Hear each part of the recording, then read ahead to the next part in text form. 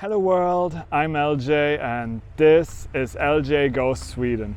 I am currently in beautiful Geiranger in Norway. Just look at this amazing view behind me. But this is unfortunately the opposite of today's topic. So nothing beautiful, more something stupid that happened to me that I did fully myself, and that is my bottom of the car said hello to the street. I'm gonna show you the dash cam footage and we go through this fully together. I definitely can already tell you that I'm planning to book a service appointment because I just don't know if something has been damaged. At least as of right now, I don't have any problems, so I guess it is fine. But you never know if it's like an open area down there that catches like moisture so that it might rust in the future. I just want to double check. To get a little understanding, we just take the front camera right here. As you can see, this road is pretty small.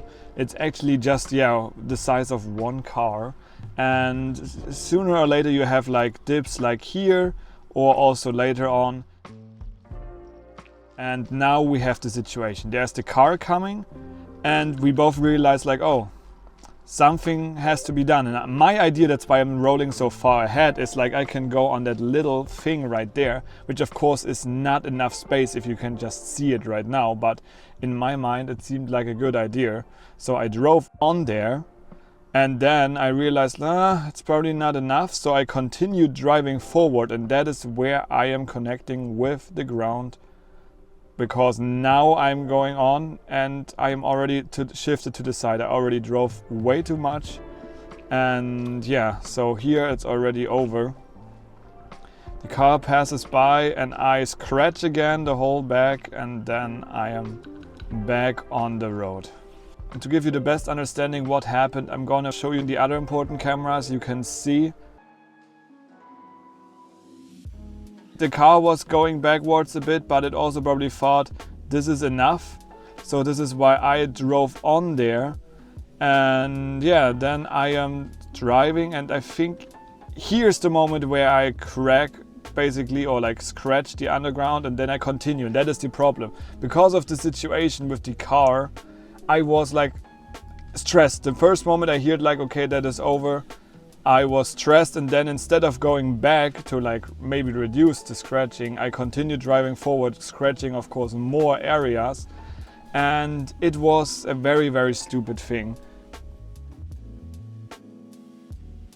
If we check the beginning of the thing, you can see that I have a space where I could have driven backwards right in this moment. At the same time, if we check the end of the video, you can also see the other car also had an area where they could have just reversed onto. But unfortunately it ended like it did. I was very angry because I knew that it was fully my mistake, because it could have been avoided by me just driving backwards, or at least minimized by realizing the first moment I made contact instead of continuing forward going backward. But the moment is like when you have the contact, I just panicked and I was like, it's over. And I was thinking way worse. So luckily the car didn't break down or anything. So I'm going to show you now the scratches. You have to understand that the car is really low and it's really difficult to get a good view without being like on some kind of elevation. So what I can show you is that there is the front, the plastic that is scratched right here. It was definitely avoidable, and it really was stuck in my head the rest of this vacation, still to this day right now of the recording, while I am still in Norway. Just one other thing that I can definitely also just show you for a second is that nearly 40 minutes later I had another incident that nearly caused an accident or a scratching, because of course I was mentally in the mood of being sad and kind of pissed at myself. So I was driving on this same road and I nearly collided with a truck going around this corner, and I definitely know that my speed was way too much. You can see in the front, you can also see in the rear cameras how close it was, especially to the rocks, which was like really only a few centimeters until I would have scratched the side of my car. One thing that I can definitely tell you guys is I learned the hard way, and I definitely now know how to drive safer, not only for me but also for the car in those roads, because we don't have those roads in most parts of Germany. Of course, maybe in Bavaria and the Alps. It was a learning for me, but it is what it is. I'm currently standing at the Tesla center right there. However, it's Sunday in Norway and the Tesla service center is unfortunately closed.